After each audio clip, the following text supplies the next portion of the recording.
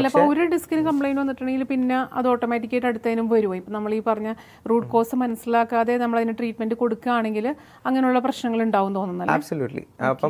അപ്പം for example muscle strengthening ഇല്ല, അല്ലെങ്കിൽ നമ്മുടെ എർഗണോമിക്സ് കറക്റ്റ് ചെയ്യുന്നില്ല, ഡയറ്റ് ആൻഡ് ന്യൂട്രീഷൻ കറക്റ്റ് ചെയ്തില്ലെങ്കിൽ ഡെഫിനറ്റ്ലി വേറൊരു ഡിസ്ക് ലെവലിൽ ഈ സെയിം ഇഷ്യൂ റിക്കർ ചെയ്യാനുള്ള എല്ലാ ചാൻസസും ഉണ്ട്. ഇതിന്റെ ഒരു ഇപ്പോൾ സ്കയാറ്റിക് ആണ് ലാസ്റ്റ് സ്റ്റേജ് എന്ന് പറഞ്ഞു. ലാസ്റ്റ് സ്റ്റേജ് അല്ല, ഒരു ക്രോണിക് സ്റ്റേജ് എന്ന് പറഞ്ഞു. ഇപ്പോൾ സ്കയാറ്റിക് നമ്മൾ ചികിത്സിക്കാതൊക്കെ ഇരിക്കുകയാണെങ്കിൽ, ഇപ്പോൾ ഡിസ്കിന്റെ പ്രോബ്ലംസ് നമ്മൾ ചികിത്സിക്കാതെ ഇരിക്കുകയാണെങ്കിൽ എന്താണ് അതിന്റെ ഒരു ഭവിഷ്യത്ത് വരുന്നത്? ശരിക്കും പറഞ്ഞാൽ നമുക്ക് ഒരു ലോസ് ഓഫ് സെൻസേഷൻ ആയിരിക്കും ശരിക്കും പറഞ്ഞാൽ വരുന്നത്. ഇപ്പം ലോവർ ബാക്കിൽ എന്ന് പറഞ്ഞാൽ L4 L5 അല്ലെങ്കിൽ ലംബാർ ഏരിയയിലുള്ള ഡിസ്കിലെ ഇഷ്യൂസ് ആണെങ്കിൽ ശരിക്കും പറഞ്ഞാൽ നമുക്ക് കാലിലേക്ക് തരിപ്പ് അല്ലെങ്കിൽ കാലിലേക്ക്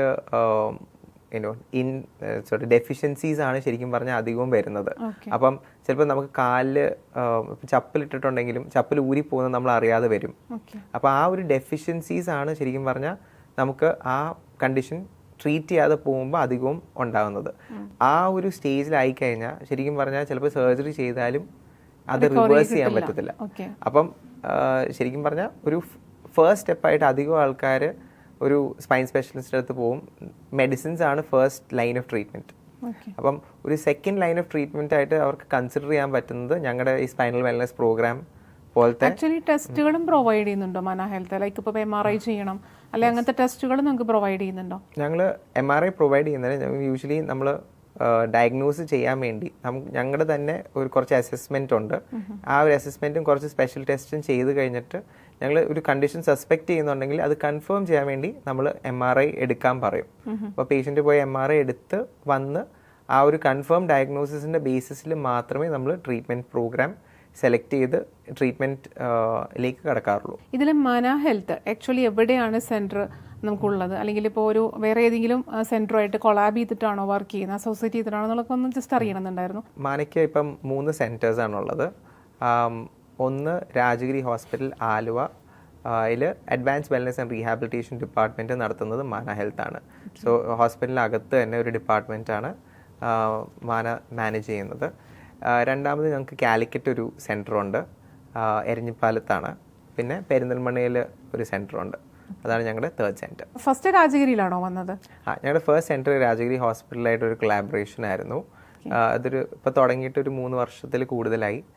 ആ ഒരു സെൻറ്ററിൻ്റെ സക്സസിൻ്റെ ബേസിസിലാണ് ഞങ്ങൾ കാലിക്കറ്റും പെരിന്തൽമണ്ണയും സെൻറ്റേഴ്സ് എസ്റ്റാബ്ലിഷ് ചെയ്തത്. ആക്ച്വലി ഫസ്റ്റ് തന്നെ രാജഗിരിയൊക്കെ അത് അസോസിയേറ്റ് ചെയ്ത് വർക്ക് ചെയ്യണമെന്നുണ്ടെങ്കിൽ തീർച്ചയായിട്ടും അതിൻ്റെ ആ ഒരു ബെനിഫിറ്റ്സ് മനസ്സിലാക്കിയിട്ട് തന്നെ ആയിരിക്കണം. ആബ്സല്യൂട്ട്ലി. അത് ഞങ്ങൾക്കൊരു വലിയൊരു ഓപ്പർച്യൂണിറ്റി ആയിരുന്നു. പക്ഷേ രാജഗിരി ഹോസ്പിറ്റലിൽ ഒരു കൺസർവേറ്റീവ് ട്രീറ്റ്മെൻറ്റ്സ്, ഇപ്പോൾ നോൺ സർജിക്കൽ ട്രീറ്റ്മെൻറ്റ്സിനൊരു ഓപ്പർച്യൂണിറ്റി വേണമെന്ന് അവിടുത്തെ മാനേജ്മെൻറ്റിന് തോന്നിയ കാരണമാണ് ഞങ്ങൾക്ക് അങ്ങനെ ഒരു ഓപ്പർച്യൂണിറ്റി കിട്ടിയത്. ഞങ്ങൾ ചെയ്യുന്നത് കുറച്ച് ഇന്നോവേറ്റീവ് ആയിട്ടുള്ള വർക്കാണ്. എവിഡൻസ് ബേസ്ഡ് ട്രീറ്റ്മെൻറ്റ്സ് ആണ് ഞങ്ങളെല്ലാം ചെയ്യുന്നത്. എല്ലാം USFDA CE അപ്രൂവ്ഡ് മൊഡാലിറ്റീസ് ആണ് ഞങ്ങൾ നേരത്തെ പറഞ്ഞ പോലെ. അപ്പം അങ്ങനത്തെ മൊഡാലിറ്റീസും അങ്ങനത്തെ എവിഡൻസ് ബേസ്ഡ് പ്രോഗ്രാംസും നമ്മുടെ നാട്ടിൽ, കേരളത്തിൽ മാത്രമല്ല ഇന്ത്യയിൽ തന്നെ കുറവാണുള്ളത്. അപ്പം അങ്ങനെ ഒരു പ്രോഗ്രാം ഇൻട്രൊഡ്യൂസ് ചെയ്യാം എന്ന് പറഞ്ഞപ്പം അവർക്കും താല്പര്യമായിരുന്നു. So we thought it was a great opportunity. ഞാനും ആക്ച്വലി ഇങ്ങനെ കേട്ടേക്കുന്നത് വളരെ കുറവാണ്. ഇപ്പം നമ്മൾ ലൈഫ് സ്റ്റൈലായിട്ടുള്ള ഒരു മാനേജ്മെന്റ് അല്ലെങ്കിൽ അങ്ങനത്തെ ഒരു ട്രീറ്റ്മെന്റ്സ് പറയുമ്പോൾ നമ്മൾ ആയുർവേദത്തിലൊക്കെ നമ്മൾ അങ്ങനെ കേട്ടിട്ടുണ്ട് പലതും. പക്ഷേ ഇങ്ങനത്തെ ഒരു ഇതിൽ ഈ ഒരു ടൈപ്പ് ട്രീറ്റ്മെന്റ്, അതായത് non surgical and side effect ഒന്നും ഇല്ലാത്തൊരു ട്രീറ്റ്മെന്റ്സ് ഒക്കെ നമ്മൾ അധികം കേട്ടിട്ടില്ല. അപ്പോൾ അത് മന നമുക്ക് പ്രൊവൈഡ് ചെയ്യുന്നുണ്ടല്ലേ? അതിൻ്റെ വേറെ ഒന്ന് ചോദിക്കാനുള്ള ആസ് എ ലേഡി എനിക്ക് ചോദിക്കാനുള്ള, ഇപ്പം ഡെലിവറി കഴിഞ്ഞ ശേഷമുള്ള ഒരുപാട് ഇഷ്യൂസ് നമുക്ക് വരാറുണ്ട്. അതിലൊന്നാണ് യൂറിൻ നമുക്ക് കൺട്രോൾ ചെയ്യാൻ പറ്റാത്തൊരു ഇഷ്യൂസ് ചിലപ്പം ലേഡീസിന് വരാറുണ്ട് ആഫ്റ്റർ ഡെലിവറി. അപ്പോൾ അതിന് എന്തൊക്കെ ട്രീറ്റ്മെൻറ്റ്സ് അല്ലെങ്കിൽ എന്താണ് മന ഹെൽത്ത് പ്രൊവൈഡ് ചെയ്യുന്നത്? ഞങ്ങൾ റീസെൻ്റ്ലി ഒരു pelvic floor strengthening program launch ചെയ്തിട്ടുണ്ടായിരുന്നു. ബേസിക്കലി അത് ഒരു high intensity focus electromagnetic chair ആണ് അതിൻ്റെ ഒരു ട്രീറ്റ്മെൻറ്റ് മൊഡാലിറ്റി.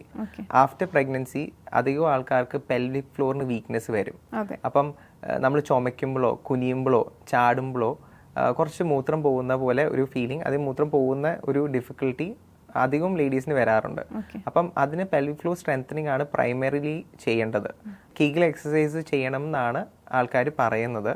അപ്പം ഈ പെൽവിക് ഫ്ലോ സ്ട്രെങ്തനിങ് ചെയറിൽ ഒരു 30 മിനിറ്റ്സ് ഇരിക്കുവാണെങ്കിൽ ഇത് ഒരു 11,000 കീഗൽ എക്സസൈസസ് ചെയ്യുന്നതിന് ഇക്വാലൻ്റ് ആണ്.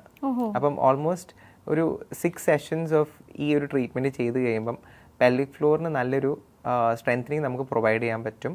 അതിൻ്റെ കൂടെ തന്നെ എക്സസൈസും കുറച്ച് ലൈഫ് സ്റ്റൈൽ ഗൈഡൻസും കൂടെ ചെയ്യുവാണെങ്കിൽ ഈ ഒരു ഇഷ്യൂ ഓൾമോസ്റ്റ് നല്ല രീതിയിൽ റിസോൾവ് ചെയ്യാൻ പറ്റും. ഒരുപാട് ലേഡീസ് പറയാൻ പറ്റാത്ത ഒരു ഇഷ്യൂ ആണ്, കാരണം അത് മാറ്റിയെടുക്കാനും കുറച്ച് ബുദ്ധിമുട്ടാണ്. ആക്ച്വലി ഇങ്ങനത്തെ ഒരു സംഭവം അതിലിടുന്നുണ്ടെങ്കിൽ തീർച്ചയായിട്ടും അത് ഭയങ്കരമായിട്ട് ബെനിഫിറ്റ് ആയിക്കോളും. എന്താ ചെയറിൻ്റെ പേരൊന്നും കൂടെ പറയാമോ? അതൊരു പെൽവിക് ഫ്ലോർ സ്ട്രെങ്തനിങ് ചെയർ ആണ്. അതിൻ്റെ treatment is high intensity focused electro magnetic therapy. അത് ബേസിക്കലി ഒരു ഇലക്ട്രോ മാഗ്നറ്റിക് സ്റ്റിമുലേഷൻ ആണ്. അത് മസിൽ കോൺട്രാക്ഷൻ കോസ് ചെയ്യും. അപ്പോൾ ആ മസിൽ കോൺട്രാക്ട് ചെയ്ത് റിലാക്സ് ചെയ്ത് വരുമ്പം ആ മസിലിന് സ്ട്രെങ്തനിങ് വരും. നമ്മൾ ജിമ്മിൽ പോയി കുറച്ച് വെയിറ്റ് എടുക്കുമ്പം എക്സസൈസ് മൂവ്മെന്റ് വെച്ചിട്ടാണല്ലോ സ്ട്രെങ്തനിങ് ഉണ്ടാവുന്നത്. ആ സെയിം രീതിയിൽ പെൽവിക് ഫ്ലോർ മസിൽ സ്ട്രെങ്തൻ ചെയ്യാനുള്ള ഒരു മൊഡാലിറ്റി ആണിത്. ബിക്കോസ് ആ പെൽവിക് ഫ്ലോർ മസിൽ കറക്റ്റായിട്ട് ഐഡന്റിഫൈ ചെയ്ത് അതിൻ്റെ സ്ട്രെങ്തനിങ് ചെയ്യാൻ ആൾക്കാർക്ക് ഭയങ്കര ബുദ്ധിമുട്ട് വരാറുണ്ട്. ഇപ്പം നമ്മൾ ഫിസിയോതെറപ്പിസ്റ്റ് ആണെങ്കിലും ഡോക്ടേഴ്സ് ആണെങ്കിലും പെൽവിക് ഫ്ലോർ മസിൽ സ്ട്രെങ്തൻ ചെയ്യാൻ പറയുമ്പം ആൾക്കാർ ചെയ്യുന്ന എക്സസൈസ് വെച്ച് ചിലപ്പം ആ കറക്റ്റ് മസിൽ സ്ട്രെങ്തൻ ആവുന്നുണ്ടോ എന്ന് നമുക്ക് അറിയാൻ പറ്റുന്നില്ല. അപ്പം ഈ ചെയറിൽ കറക്റ്റ് ആ ഒരു മസിലിനെ തന്നെ നമുക്ക് സ്ട്രെങ്തൻ ചെയ്യാൻ പറ്റും. അതിൻ്റെ കൂടെ കുറച്ച് എക്സസൈസസും കുറച്ച് ലൈഫ് സ്റ്റൈൽ കറക്ഷൻസും കൂടെ ചെയ്തു പോയി കഴിഞ്ഞാൽ ഈ ഒരു പ്രോബ്ലം റിസോൾവ് ചെയ്യാൻ പറ്റുന്നതാണ്. അതുപോലെ തന്നെ ഇപ്പം ലേഡീസിനെ വിട്ട് നോക്കുകയാണെങ്കിൽ ഒരുപാട് നമ്മളിപ്പോൾ കേൾക്കുന്നുണ്ട് ഹാർട്ട് അറ്റാക്ക് വരുന്നത് അല്ലെങ്കിൽ സ്ട്രോക്ക് വരുന്നതൊക്കെ നമ്മൾ കേൾക്കാറുണ്ട്. അപ്പോൾ ഈ ഒരു അവസ്ഥയിലേക്ക് എത്താതിരിക്കാനായിട്ട് അല്ലെങ്കിൽ എത്തിക്കഴിഞ്ഞിട്ടുണ്ടെങ്കിൽ നമുക്കതിൽ നിന്നും റിക്കവറി ചെയ്യാനായിട്ടുള്ള എന്തെങ്കിലും ഒരു ട്രീറ്റ്മെൻറ്റ്സ് നമുക്ക് മാന ഹെൽത്ത് പ്രൊവൈഡ് ചെയ്യുന്നുണ്ടോ? ഞങ്ങൾക്ക് പോസ്റ്റ് സ്ട്രോക്ക് അല്ലെങ്കിൽ ട്രോമാറ്റിക് ബ്രെയിൻ ഇഞ്ചുറി റിക്കവറി എന്നുള്ളൊരു പ്രോഗ്രാം ഉണ്ട്. അത് ഞങ്ങളുടെ രാജഗിരി സെൻറ്ററിലാണ് ഞങ്ങൾ അധികവും ഇംപ്ലിമെൻറ്റ് ചെയ്യുന്നത്. കുറേ അഡ്വാൻസ് മൊഡാലിറ്റീസ് ആ പ്രോഗ്രാമിൽ ഇൻവോൾവ് ആണ്. പക്ഷേ അതിൻ്റെ ഞാൻ നേരത്തെ പറഞ്ഞ പോലെ improving function is or improving quality of life is two things that മാന ഫോക്കസസ് ഓൺ. അപ്പം ആ അധികവും സ്ട്രോക്ക് കഴിഞ്ഞിട്ട് ആൾക്കാർക്ക് ഏതെങ്കിലും ഒരു ഫങ്ഷണൽ ഡിഫിക്കൽട്ടി ആയിരിക്കും ഉണ്ടാകുന്നത്. ചിലപ്പം അവർക്ക് ഹാൻഡ് ഫങ്ഷൻ ഡിഫിക്കൽട്ടി ഉണ്ടാവാം, ചിലപ്പം ഗേറ്റിൻ്റെ ഡിഫിക്കൽട്ടി അല്ലെങ്കിൽ നടക്കാനുള്ള ബുദ്ധിമുട്ടുണ്ടാവാം, റൈറ്റ്. ചിലവർക്ക് കോഗ്നിറ്റീവ് ഡിഫിക്കൽട്ടി അല്ലെങ്കിൽ ഡെഫിസിറ്റ്സ് ഉണ്ടാവാം സ്ട്രോക്ക് കഴിഞ്ഞിട്ട്, റൈറ്റ്. അല്ലെങ്കിൽ അത് മെമ്മറി റിലേറ്റഡ് ആവാം, അല്ലെങ്കിൽ ഒരു സീക്വൻസിൽ കാര്യങ്ങൾ ചെയ്യുന്നതാവാം. ഈ തരം ഡിഫിക്കൽട്ടീസ് ആണ് ശരിക്കും പറഞ്ഞാൽ അല്ലെങ്കിൽ സ്ട്രോക്ക് അല്ലെങ്കിൽ ട്രോമാറ്റിക് ബ്രെയിൻ ഇഞ്ചുറി കഴിഞ്ഞിട്ട് പേഷ്യൻസിന് ഉണ്ടാവുന്നത്. അപ്പം അവരുടെ ഒരു ഇനിഷ്യൽ ഇൻ്റർവെൻഷൻ ഉണ്ടാവും എന്ന് പറഞ്ഞാൽ ഒരു ന്യൂറോളജിസ്റ്റ് ഇൻ്റർവീൻ ചെയ്ത് ആ ഒരു കറക്ഷൻ ചെയ്യും. അത് കഴിഞ്ഞിട്ടാണ് റീഹാബിലിറ്റേഷൻ ഫേസിലേക്ക് ആൾക്കാർ വരുന്നത്. അപ്പോൾ ആ റീഹാബിലിറ്റേഷൻ ഫേസിൽ ഒരു ഗോൾ ഓറിയൻറ്റഡ് അപ്രോച്ച് ഭയങ്കര ക്രിട്ടിക്കലാണ്. അപ്പോൾ ആ ഒരു ഗോൾ ഓറിയൻറ്റഡ് അപ്രോച്ചാണ് മാന ആ സ്ട്രോക്ക് റീഹാബിലിറ്റേഷനും അല്ലെങ്കിൽ ട്രോമാറ്റിക് ബ്രെയിൻ ഇഞ്ചുറി റീഹാബിലിറ്റേഷനും പ്രൊവൈഡ് ചെയ്യുന്നത്. അപ്പം thus advanced modalities like hyperbaric oxygen therapy, right. Smart glove എന്ന് പറഞ്ഞ ഒരു ഹാൻഡ് ഫങ്ഷൻ ട്രെയിനിങ് ടൂളുണ്ട്, റൈറ്റ്. അതൊരു game based hand function improve ചെയ്യാനുള്ള ഒരു ടൂളാണ്. അപ്പം കൈയുടെ മൂവ്മെൻറ്റിന് ഡിഫിക്കൽട്ടി ഉള്ള ആൾക്കാർ അല്ലെങ്കിൽ ഫിംഗേഴ്സിൻ്റെ മൂവ്മെൻറ്റിന് ഡിഫിക്കൽട്ടി ഉള്ള ആൾക്കാർക്ക് ഭയങ്കര എഫക്റ്റീവ് ആയിട്ടുള്ളൊരു ടൂളാണത്. പിന്നെ ഗേറ്റ് റീഹാബിലിറ്റേഷൻ ഞങ്ങൾ പ്രൊവൈഡ് ചെയ്യുന്നുണ്ട്, കോഗ്നിറ്റീവ് റീഹാബിലിറ്റേഷൻ. അപ്പം മെമ്മറി റിലേറ്റഡ് ഇഷ്യൂസ് ഉള്ള ആൾക്കാർക്ക് അല്ലെങ്കിൽ സീക്വൻസിൽ കാര്യങ്ങൾ ഓർത്ത് വെക്കാൻ ബുദ്ധിമുട്ടുള്ള ആൾക്കാർക്ക്. ഈ കോഗ്നിറ്റീവ് എന്ന് പറയുമ്പോൾ ആക്ച്വലി അതാണോ വരുന്നത്? ഫോർ എക്സാമ്പിൾ പറയുകയാണെങ്കിൽ യെസ്, കോഗ്നിറ്റീവിൽ ആ ഒരു 3-4 ഫങ്ഷൻസ് വരുന്നുണ്ട്. അപ്പം ആ ഫങ്ഷൻസ് എല്ലാം നമ്മൾ ഒരു കോഗ്നിറ്റീവ് ടൂള് വെച്ച്, ഒരു ഗെയിം ബേസ്ഡ് ടൂൾ വെച്ച് നമുക്ക് ആ ഒരു റിക്കവറി എനേബിൾ ചെയ്യാൻ പറ്റും.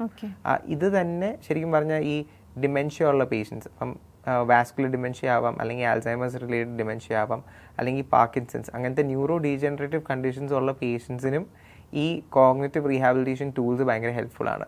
ഈവൻ ഈ ഹാൻഡ് ഫങ്ഷൻ ടൂൾ ആണെങ്കിലും ഇങ്ങനത്തെ പേഷ്യൻസിനും ഹെൽപ്ഫുൾ ആണ്. ബിക്കോസ് അത് ഒരു combination of cognition and hand function ആണ് വരുന്നത്. പിന്നെ ഞങ്ങൾ സ്മാർട്ട് പെഗ് ബോർഡ് എന്ന് പറഞ്ഞൊരു ടൂൾ യൂസ് ചെയ്യുന്നുണ്ട്. അതും കോഗ്നിറ്റീവ് റീഹാബിലിറ്റേഷനും മെമ്മറി റിലേറ്റഡ് ഫങ്ഷൻസിനും ഭയങ്കര യൂസ്ഫുൾ ആയിട്ടുള്ള ഒരു ടൂളാണ്.